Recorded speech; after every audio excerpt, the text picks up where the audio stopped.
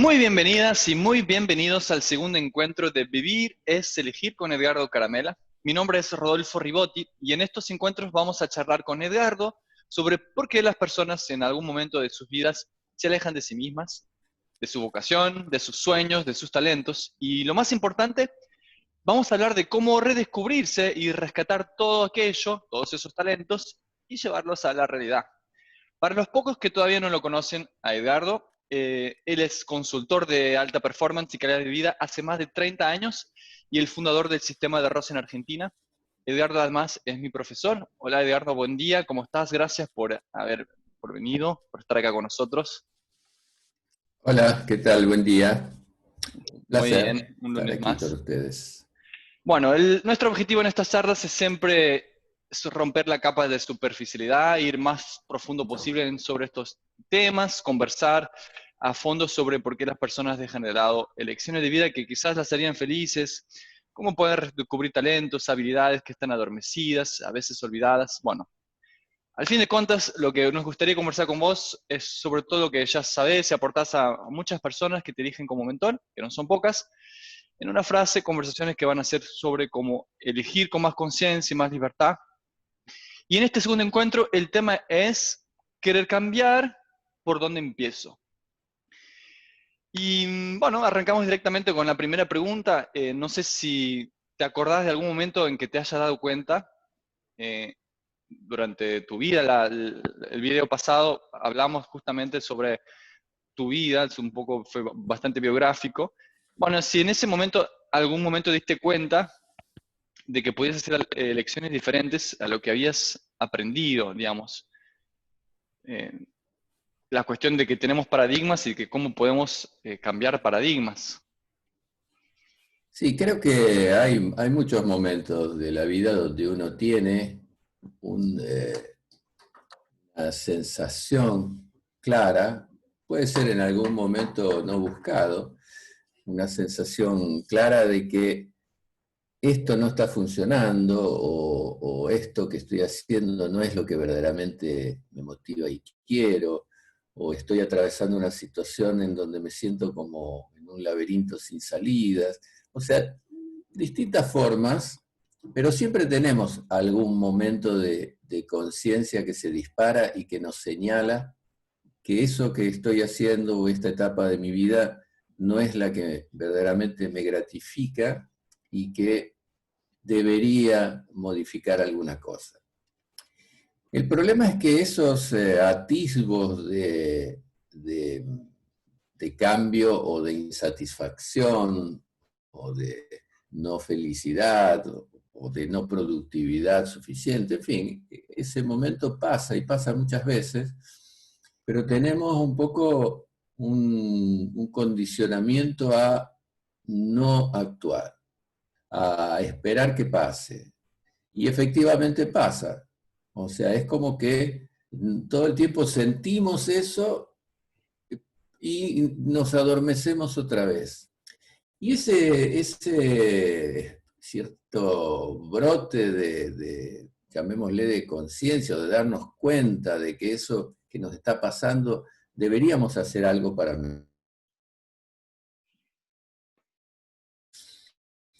tiene que ver con nuestra energía, por eso es fluctuante, por eso no es una cosa constante.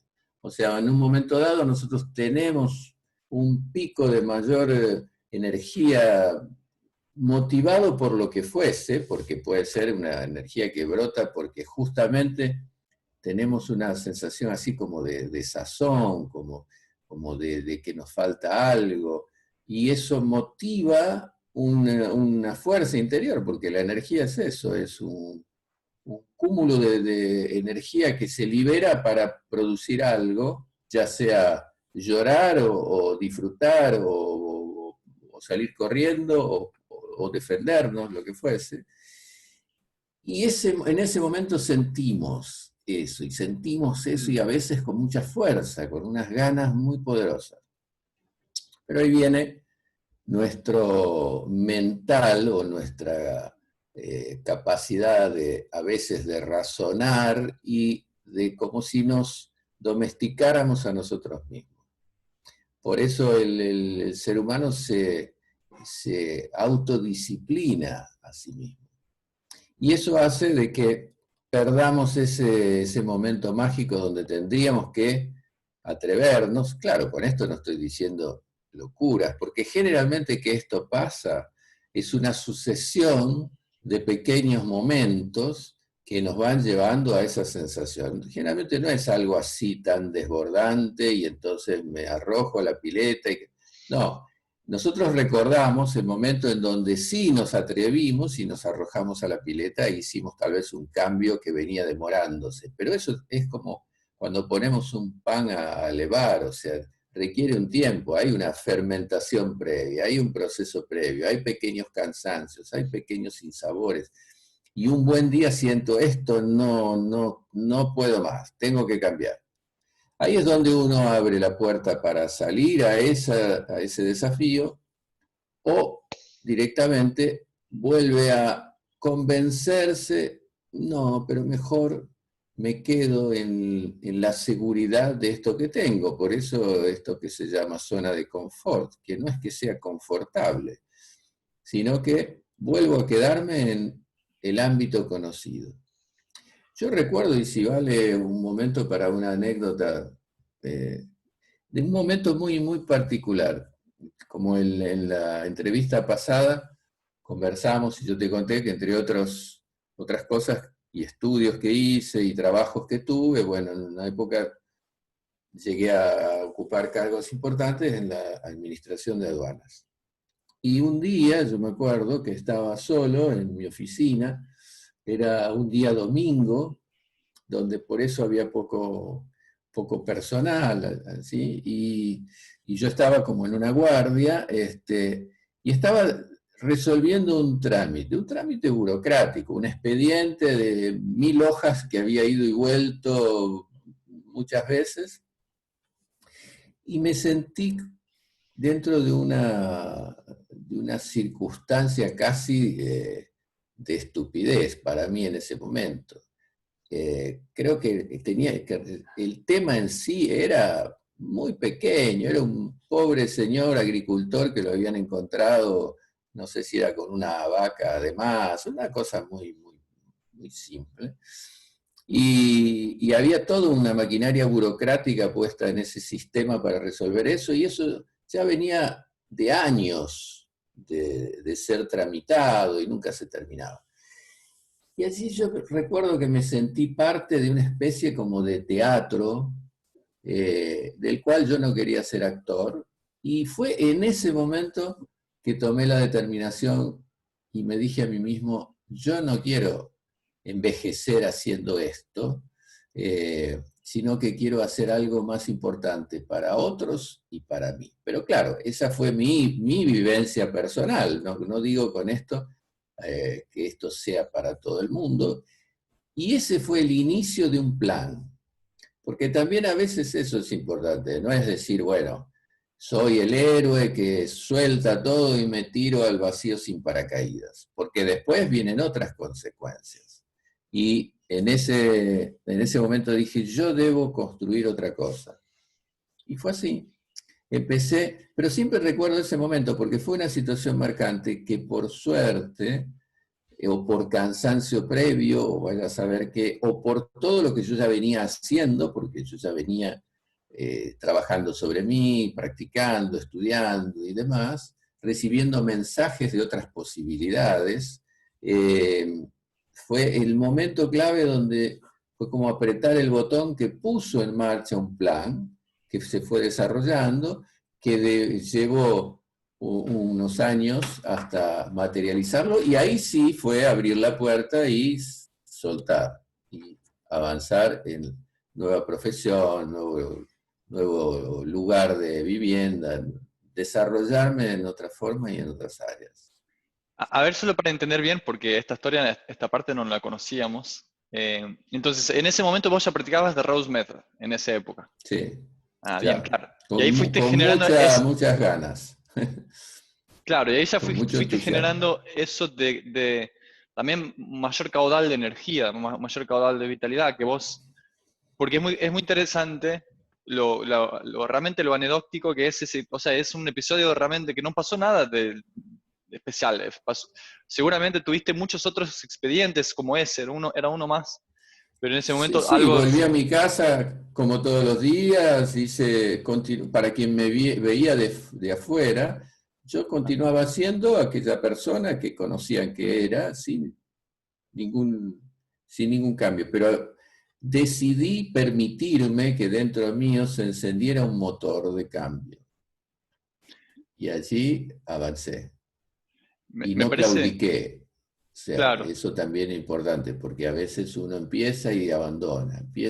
No, decidí, voy por ahí, y en algún momento esto voy a dar el salto. Y ocurrió.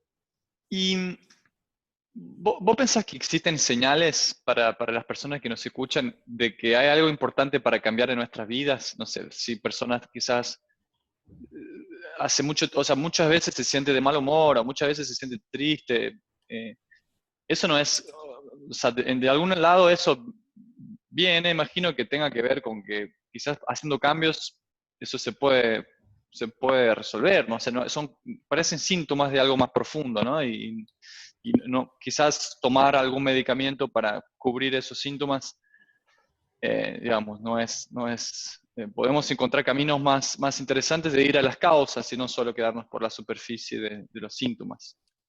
Sí, totalmente. O sea, nosotros vivimos en una cultura medicamentosa, podríamos decir así, de adormecernos ante las sensaciones.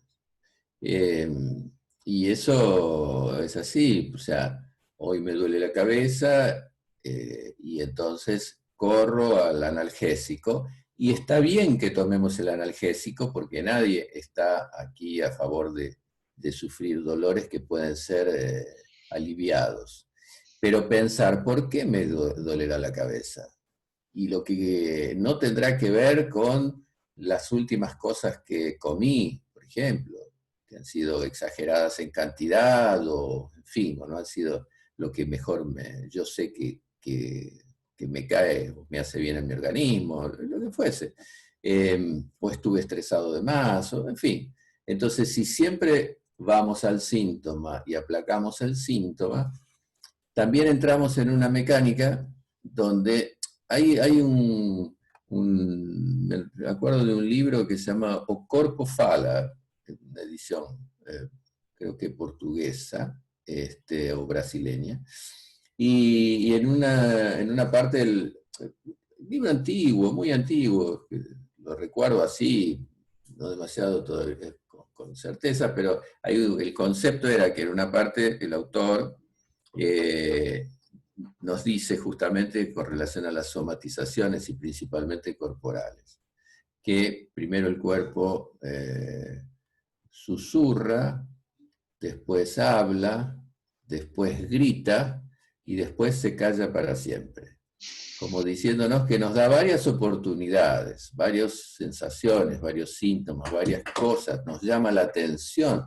En cierta forma, el dolor es un llamado de atención para que hagamos algo por aquel órgano, por aquella parte, por aquella función, o lo que fuese.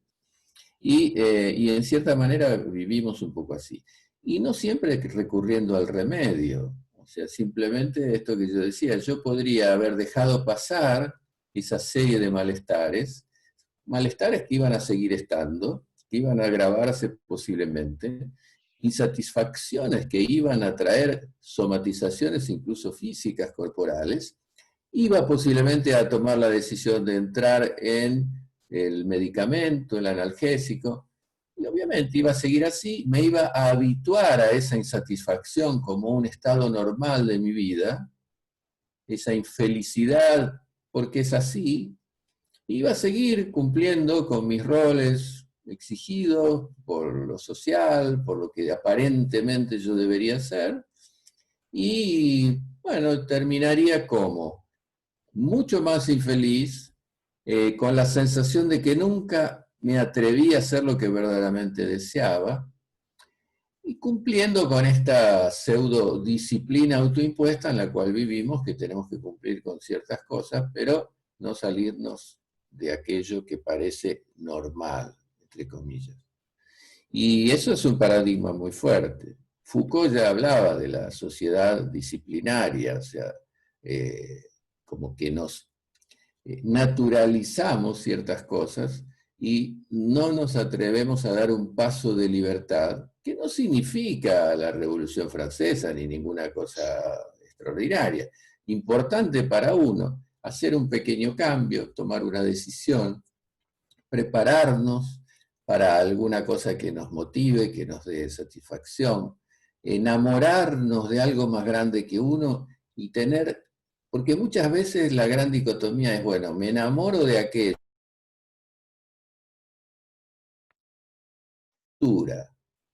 pero no voy a poder vivir de ello. Y ya con eso mato ese talento, tal vez. Y así llegamos a un punto en donde seguimos en esas insatisfacciones constantes, nos acostumbramos a ella y llega un punto en donde vamos a sentir la más grande de todas las insatisfacciones, que es reconocer, que en algún punto, en algún momento vamos a reconocer, que no nos atrevimos fundamentalmente a intentar al menos ser más felices, que es lo que todos buscamos, o sea, salir del dolor e ir hacia la felicidad.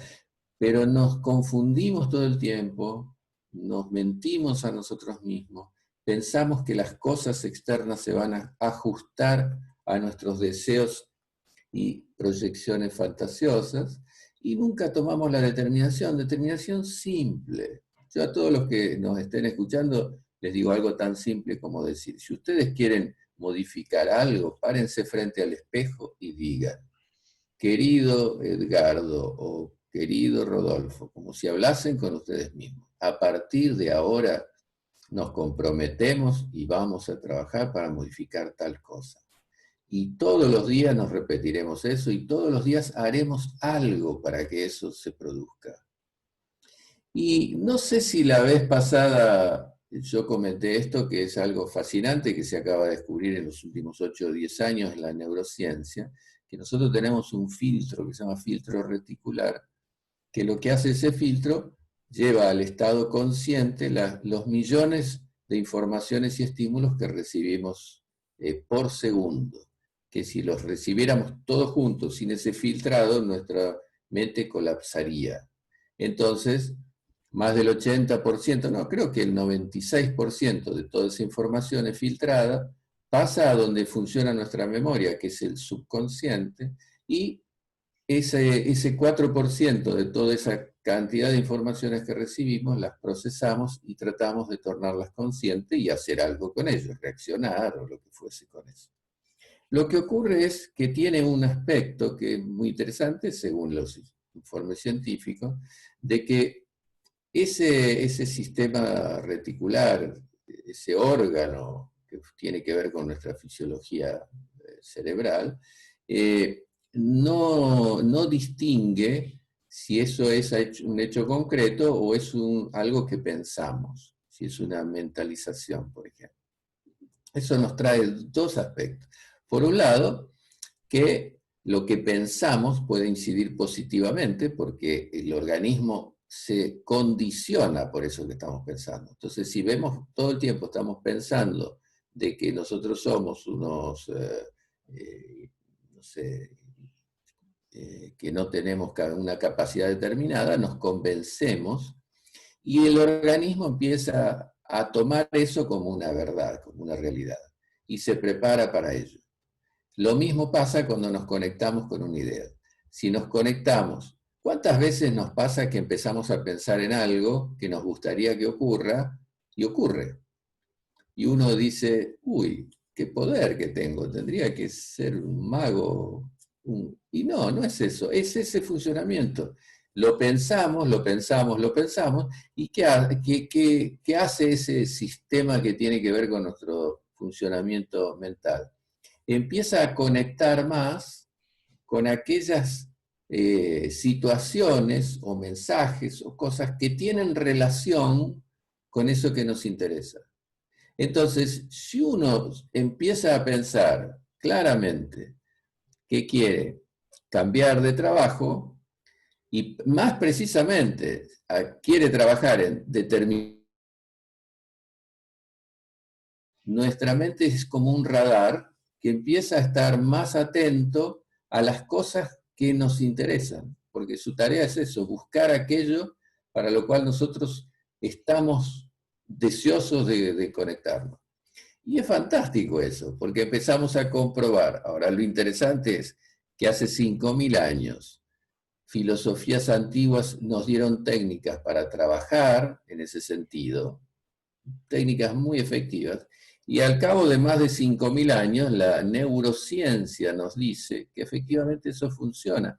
Aquellos no sabían cómo funcionaba, pero sabían que había algo allí que podía ser utilizado mejor. Y nos dieron, antes de que la ciencia lo comprobase, nos dieron herramientas para que eso funcione más y mejor. Claro, aquellos que tenían otra manera de vivir, que tenían tiempo para, mejor para dedicarse a una cosa, solo entrenaban aquello y empezaban a ver de que obtenían resultados y así iban mejorando esa técnica y se lo pasaban a sus discípulos, alumnos o lo que fuese, que lo seguían entrenando.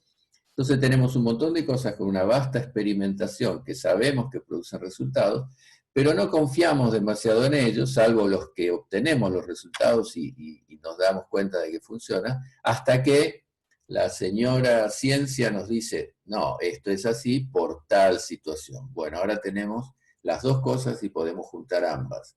Las técnicas de hace 5.000 años, los resultados que esas técnicas producen y, por supuesto, por qué pasa a nivel orgánico. Y es muy interesante. Creo que Hay tanto por hacer, sí.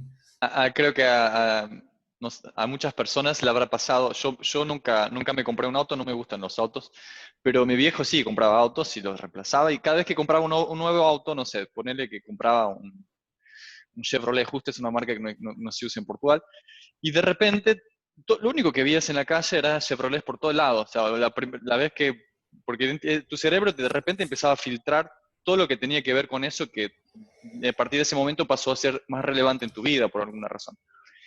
Y eso que vos decís Sí, de conectar con algo, por ejemplo, esa decisión de decir, bueno, ahora voy a cambiar algo.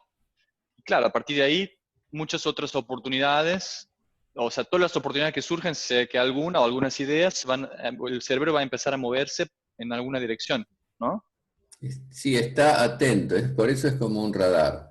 Hay dos ejemplos, el que vos diste es el que más se usa, el de los autos, cuando uno quiere comprarse un auto y de golpe empieza a estar interesado en eso y empieza a ver esa marca y ese modelo de auto en todas las cuadras. Y hasta ese momento el auto estaba ahí, pero uno no lo percibía. Otro ejemplo que se usa porque son cosas que le pasan a las personas, es aquella pareja que decide tener un bebé, por ejemplo, y a partir de ahí salen a la calle y ven embarazadas y bebés y ropas de bebés por todos lados. ¿Por qué pasa eso? Porque ese radar empieza a funcionar para que, justamente, para conectarnos con eso. Fíjate vos de que ahora que vos contabas eso, en esa oportunidad que yo tuve esa especie de, no sé llamarlo como, no le fue nada, o sea, sensación de que yo no quería más eso para mí y que tenía que producir un cambio. eh, a los pocos días vino una persona con la cual yo había hablado una vez, solo sabía cómo se llamaba, no tenía, Mm. y vino a ofrecerme que él sabía que yo y que la que era mi esposa en ese momento, que ella más que yo todavía no lo hacía, que estábamos dando algunas clases de algunas técnicas y demás, y que él tenía una casa vacía que nos la ofrecía, que seguramente íbamos a poder llegar a un acuerdo fácil para poder tal vez, si en ese lugar no habíamos pensado, poner algo para enseñar aquello que sabía que estábamos enseñando, porque tenía un amigo que lo hacía así de la nada, una cosa, ni yo mismo sabía que quería en algún momento dedicarme a dar unas clases. Fuimos a ver las casas y nos quedamos estupefactos, porque era una casa penita saliendo de esa ciudad donde yo vivía en ese ¿Cuál era la tiempo, ciudad? El Dorado, en, Ah, el en Dorado. la provincia de Misiones, y en una especie como de casi de colina, un chalet, una construcción tipo suizo, así, una cosa que yo dije, no, pero eso excede todas nuestras posibilidades. Y efectivamente allí fue nuestra primera escuela. Fue Mirá. ahí con todas las facilidades efectivamente que nos dio, o sea, uno dice, ¿por qué apareció eso? O sea, bueno, porque empieza a haber conexiones, uno empieza a estar en un estado de alerta, como si fuese un cazador. Eso también tiene que ver con nuestros ancestrales, o sea, precisábamos conseguir algo, conseguir agua, y entonces nuestro sistema reticular se activa y empieza a mandarnos señales, a tener más percepción por aquello y anulando otras. Ujú. Porque ¿para qué va a ocupar tiempo y sinapsis con cosas que en este momento no ocupan mi pensamiento? Ahora, lo interesante es cuántas técnicas, Rodolfo, tenemos para mejorar en ese sentido. ¿Cuántas Yo sé la respuesta, pero posibilidades? tenemos muchas. Muchas, tenemos muchas. Tenemos técnicas para entrenar el cuerpo, para ganar energía, para limpiar el cuerpo por dentro y no solo por fuera, para dotarlo de más flexibilidad, para recuperar la capacidad sensorial, o sea, para relajarnos cuando necesitamos, para descansar cuando necesitamos, para despabilarnos cuando estamos así con un poco de modorra como estábamos hoy esta mañana, para concentrarnos en una sola cosa, para concentrarnos en varias cosas simultáneamente. En fin, Para generar tenemos imágenes, para generar esas imágenes mentales que vos decías antes, exactamente, para construir en el plano mental algo que después llevaremos a la construcción en el plano material. A veces uno tiene tantas técnicas y posibilidades, no solo técnicas, y cosas que ha ido sumando y que uno ha ido experimentando a lo largo de estas décadas y ha visto en los cientos y cientos de personas que también lo hicieron, que tuvieron resultados similares, y es como que uno se entra casi en un estado como de vehemencia, ¿no? De decir, wow, quiero enseñar esto, pero uno sabe que, que aparecen personas que en un momento dado se acercan. Lo interesante sería que esto no fuese cuando ya la persona no da más y busque algo como una solución, sino que lo tomase como un entrenamiento y una forma de vida para que las soluciones vayan apareciendo, pero de otro calibre, no solamente como solucionar una contractura, sino verdaderamente ordenar nuestra vida, hacer nuestra vida más feliz, hacer nuestra vida más productiva, despertarnos todos los días con muchos deseos de vivir ese día. Bueno, eso. Uno es un superhombre en absoluto. Somos humanos, perfectibles, como todos, o sea, con nuestros desafíos, con nuestros procesos de aprendizaje, pero es verdad que esto nos da recursos, nos da muchos recursos, muchas herramientas que son sumamente valiosas. Ahora, vamos a seguir con la próxima pregunta que tengo para vos. La, la persona que quiere empezar y se pregunta cómo empezar, ¿no? Vamos a conectar eso con la siguiente pregunta que es así. Hay un cantautor argentino muy conocido que describió muy bien este momento. No sé qué quiero, pero sé lo que no quiero. Sé lo que no quiero y no lo puedo evitar. Y de acá se abren dos grandes temas, que tal vez precisamos dos encuentros para abordarlos, no sé. Pero el primero es cómo descubrir qué es lo que uno quiere. Creo que en el fondo, todo el mundo más o menos sabe un poco qué quiere. Eso que vos decís de que primero uno suele reconocer lo que no quiere es más real. También es como más fácil, como decir, bueno, eso no quiero, no lo hago más, o no. Pero verdaderamente llegar al punto donde es eso, por eso doy todo, porque eso es lo que verdaderamente quiero, podría ser entrenado y desarrollado si nuestra educación cambiara, primera cosa. Porque cuando somos niños nos pareciera que atentan contra nuestra singularidad. O sea, tenemos que ser homogéneos. Nos dividen en grupos, todos por la misma edad, que tiene que ver la edad, la maduración de aprendizaje, de conocimiento, no sé, de un niño de 9 y de 11 pueden estar en el mismo grupo o no, porque depende, pero no tienen que categorizarnos, todos tenemos el de 9, porque es como que fuésemos piezas de un rompecabezas. No.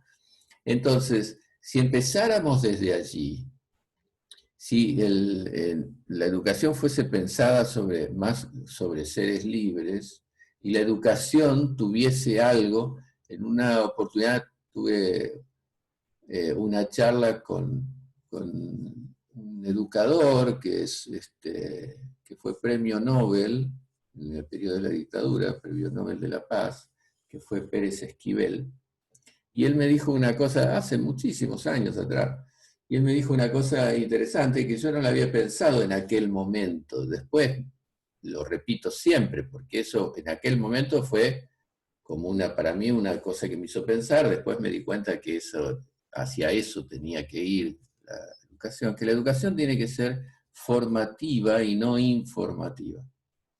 O sea, la educación tiene que construir personas y no especialistas en determinadas áreas de conocimiento. Y vos fíjate que hoy en día empresas, distintos lugares, corporaciones, están buscando personas que sean hábiles para adaptarse a los cambios, personas que sepan relacionarse bien con las demás personas, y un montón de otras capacidades que debe tener esa persona a la cual se le va a dar un cargo de responsabilidad, y no tanto que sea exclusivamente el mejor en un área específica, porque eso se soluciona. Si yo no sé algo, me busco 2 o 3 personas que lo sean y esas personas me van a asesorar y, en fin. Entonces, el resultado, pero la educación no cambió, sigue igual. El resultado, la necesidad es de personas que sean verdaderamente así, formadas como personas integralmente, incluso con una ética que sea buena y con hábitos buenos. Entonces, es como que la necesidad aparece antes que la fábrica de esas personas, por darle un nombre, así que no es el real. Entonces, lo que tenemos que pensar, por ejemplo, los que tenemos hijos, y yo a veces pienso, si yo voy a educar a un bebé, no va a no va a ocurrir. Voy a cortar acá mi influencia reticular, pero sí, siempre me pregunto, ¿cómo seré yo padre hoy, a los 66 años, después de haber vivido más, de haber aprendido más cosas, de haber fallado más, de haber acertado más?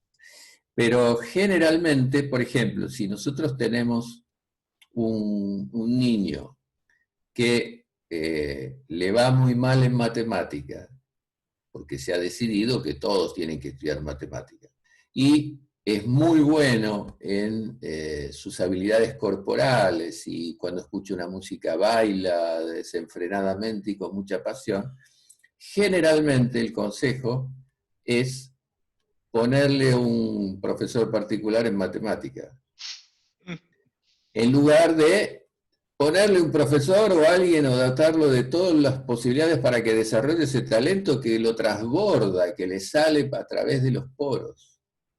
Hay un pedagogo inglés, Ken Robinson, que está bastante en YouTube y demás, que tiene unas charlas muy interesantes, que escribió un libro que yo leí, que creo que se llamaba El Elemento, que habla mucho de eso, de cómo favorecer la creatividad y desarrollar las potencialidades de los niños desde chicos, en lugar de tener que todos tienen que salir más o menos iguales, todos tienen que saber un poco de cada cosa. Y ahí matamos la creatividad, el talento y lo demás. Bueno, eso lo traje a colación de un poco de tu pregunta, bueno, ¿qué hacer? ¿Cómo sabemos más lo que no nos gusta que lo que nos gusta? Sí, pero Pero una persona quizá, no sé, hoy un día me estoy imaginando, ¿no? Esto no es una referencia real, pero quizás una persona que trabaja en una gran empresa o en el Estado como vos trabajabas y que no está tan feliz y quizás toma la decisión de hacer un cambio, pero todavía no sabe a qué cambio, en qué dirección sería. Sí, quizás tampoco sea muy importante decidirlo en ese momento, ¿no? Quizás ya va a descubrirlo porque ahora a partir de ese momento, como vos bien decías, va a estar más atento y se reconectará. O quizás no hace falta que esté tan ansioso por saber qué es lo que va a hacer, pero con que ya se conecte con eso, que busque las personas.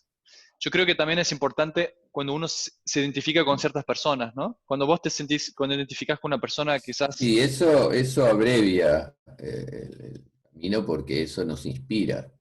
Eh, yo creo que lo primero es tomar un cuaderno, una hoja, un papel y anotar qué cosas no quiero, o qué cosas en este momento detecto que no quiero para mí, que quiero cambiar. Y al lado, aquellas que verdaderamente me interesan y las cuales yo quisiera avanzar. Y ahí va todo. No quisiera más despertarme a las 5 de la mañana para ir a trabajar. ¿Por qué? Porque tengo un temperamento, una manera de ser que a mí me produzco más en otro formato, en otros horarios. Bueno, entonces, ¿qué voy a hacer? Bueno, tal vez ahí el cambio sea más fácil. Puedo hablar y cambiar de turno, conseguir condiciones de mi trabajo.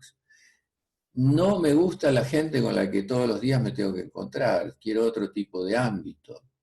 Bueno, si voy a seguir haciendo eso, tengo que hacer las paces y encontrarme todos los días con eso, porque no puedo vivir así, todos los días sufriendo ese momento para levantarme y saber de que tengo que ir a ese lugar donde no quiero. O sea, no estoy conforme con mi cuerpo. O sea, ¿por qué? Porque no me gusta, porque está fuera de forma, porque lo tengo que arrastrar, es un peso, quisiera tener otro formato, otra estética, no sé, lo que sea. Y por otro lado, empezar a notar eso y no quedarme solo con hacer una lista. O sea, a partir de ahí, bueno, ¿qué puedo hacer para mejorar cada una de esas cosas que me permitirán subir un escalón en mi progreso personal, cambiar aquello o por lo menos iniciar el intento de hacerlo, y paralelamente, ¿qué cosas yo quisiera? ¿Qué cosas me motivan de verdad? A partir que alguna vamos a encontrar. Claro, no vamos a poner y mirar televisión y comer chocolate, no, porque eso, sí, está bien, tengámoslo, pero eso no va a ser a lo cual voy a dedicarme, porque eso tampoco me va a dar tantos resultados, salvo que pongamos una fábrica de chocolate, no sé, pero no vamos a poner eso como una meta de superación. Entonces, ¿qué cosas verdaderamente yo siento? No, lo que tenemos que sacar es el hecho de bocharnos a nosotros mismos. Ah, no, pero no, la pintura no, porque yo no voy a poder vivir de eso. En primer lugar, encontremos lo que nos motiva y nos gusta. No pensemos en lo profesional ligado a eso, a que tiene que ser algo que además yo lo pueda monetizar. Porque el gran error, y que ahí es una de las cosas que tenemos que pensar, y esto yo lo hablo bastante en cursos de liderazgo y demás, tenemos que reconfigurar lo que es el éxito. ¿Cuáles son los índices para considerar que tengo éxito, soy exitoso, que aquella persona lo es? Porque hay un montón de cosas que tenemos que considerar en eso. Es mejor ganar un poco menos y hacer lo que me gusta que ganar un poco más y sufrir por aquello todos los días. O postergar un montón de aspectos. ¿Cuánta gente para conseguir solo rédito económico hasta se ha creado una patología, no sé? O sea, las cuestiones de qué es considerado éxito, primero que es para vos éxito es algo y para mí es otra cosa. O sea, ¿qué quiero considerar? Pero tenemos que, así como tenemos que entrenar todo lo que somos, paso por paso y de una manera integral, tenemos que considerar qué es verdaderamente éxito. Porque en esta sociedad de tipo capitalista en la que hemos vivido y a partir no sé, del el sistema Taylor o el Fordismo y que esa cosa de producir, eh, tenemos que ver que dar una vuelta a eso y decir, bueno, por ejemplo, la felicidad debería ser un elemento a colocar en si una persona es exitosa. Si una persona consigue varios logros profesionales, pero es tremendamente infeliz, podríamos decir que esa persona ha tenido éxito. No, ha tenido un pedacito de éxito en una cosa. Pero por algo hay países, Bután creo, y otros que están creando ministerios de la felicidad para trabajar en la población y descubrir cómo pueden hacer que esas personas sean verdaderamente más felices. Porque si son más felices, producen más, no solamente por una cuestión así de deseo nada más y romanticismo, no, también por un sentido productivo. Si una persona ríe más y está más feliz, si tiene mejor su autoestima, que generalmente felicidad y autoestima están bastante de la mano, va a generar más cosas, va a enfermarse menos, lo que va a traer un ahorro enorme para los estados que tienen que cuidar la salud pública, en fin. Hoy se está hablando, por ejemplo, mucho de las empresas B. Y las empresas B, ¿qué buscan? No solamente lucro. Sería un poco como la felicidad de las empresas esto, ¿no? Es otra visión de éxito para las empresas.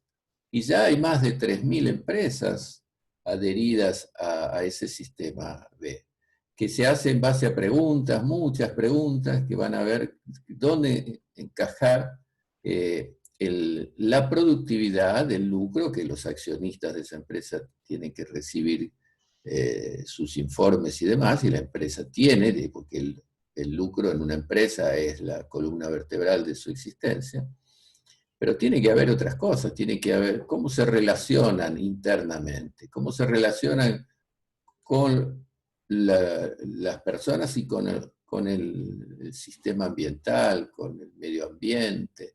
Estamos trabajando para destruir solamente con una política extractiva, como ha sido hasta hoy. No, entonces, ahí hay una cosa interesante, porque las corporaciones, empresas, asociaciones empiezan a pensar que esa persona jurídica tiene que ya pensar más ampliamente en las relaciones humanas, en las relaciones con el medio ambiente y todo, pero no se lo está haciendo con los individuos.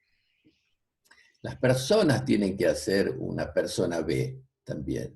Cada uno de nosotros tiene que trabajar. Y eso solo se consigue si uno lo quiere, lo desea profundamente. Claro, hay momentos donde brota la inspiración, digamos, pero estar atentos y revisar y empezar por esas listitas muy simples, que es algo muy, muy básico. Esta noche, en un momento de calma, de soledad, si es posible, vamos a anotar allí las cosas que no quiero más, eso, y no pensemos cómo llevarlo adelante, porque si escribimos algo, bueno, yo no quiero vivir más en esta casa, pero no tengo plata, no pensemos eso. Después buscaremos qué hacer para ello y en qué momento poder hacerlo.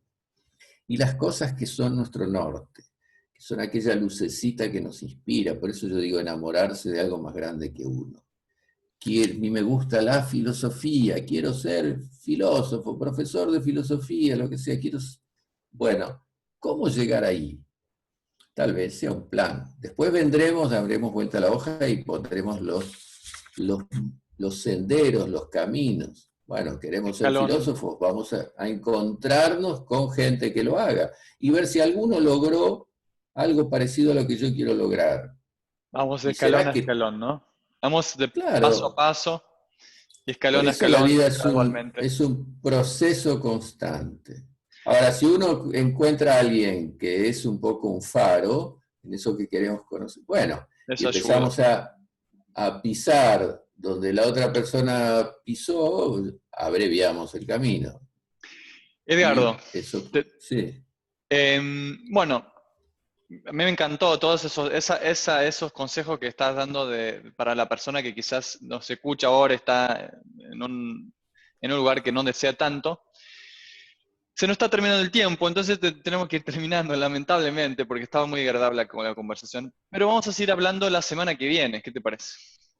Sí, cómo ¿Sí? no, un placer. Porque hablar Eh, siempre también nos da nuevas sinapsis y yo termino esto y anoto siempre 4 o 5 cosas de nuestra conversación, porque de uno no es el mismo después de una charla como esta. Y esto nos ayuda a pensar, vos me decís cosas que son disparadores y ya tengo varias cositas a mejorar aquí en función de reflexiones que me surgieron de esta charla. Así que excelente. yo estoy agradecido también. Listo, la semana que viene entonces el tercer encuentro de Vivir es Elegir. Edgardo, muchísimas gracias. Nos vemos la semana que viene y un saludo enorme para todos los que nos están viendo. Chao. Bueno, un abrazo, Rodolfo. Nos vemos. Chau.